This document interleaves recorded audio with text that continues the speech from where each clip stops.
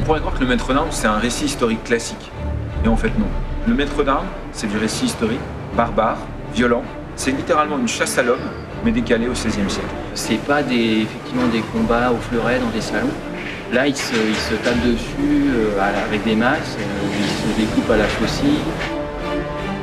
On commence par raconter l'histoire d'un jeune homme qui s'appelle Casper Méricourt et qui est recherché par l'Inquisition. Il a voulu imprimer la Bible en français. Et la seule chance de survie pour lui, c'est fuir, quitter la France. Et pour ça, il y a un seul chemin possible, c'est traverser une des régions les plus dangereuses, les plus isolées du pays, qui est le Haut-Jura. Avec des grandes forêts, des grandes montagnes, un décor très minéral.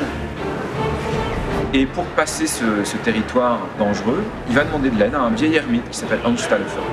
Pour les empêcher de passer jusqu'en Suisse, l'Inquisition va envoyer des mercenaires depuis Paris. Donc on va se retrouver dans une chasse à l'homme, où a priori ces deux personnages n'ont aucune chance.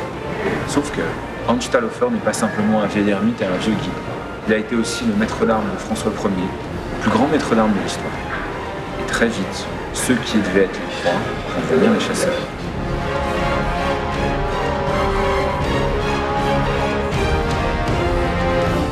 Il faut savoir qu'au XIVe siècle, en France, il y a des arts martiaux qui sont particulièrement violents. Ça s'appelle l'escrime médiévale. Pour être crédible sur ce maître d'armes, il a fallu qu'on se documente.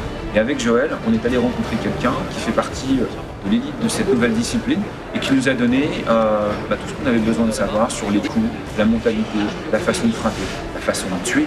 Il y avait ces maîtres d'armes à l'époque. Au départ, moi, je m'attendais à trouver quelqu'un qui allait m'expliquer comment est-ce qu'on tient une épée. Quelle inclinaison il faut avoir, quelle position de jambe, etc. Il y a eu ça effectivement, mais on va bien au-delà parce qu'il va m'expliquer comment désarmer quelqu'un. Ou alors des mouvements avec une faucille par exemple. Là aussi il y avait des techniques précises, avec des documents à l'appui. Le maître d'armes, c'est 94 pages.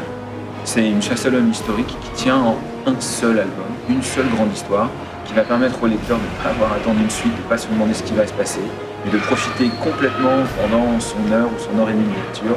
Il a un roman graphique d'aventure dans la main.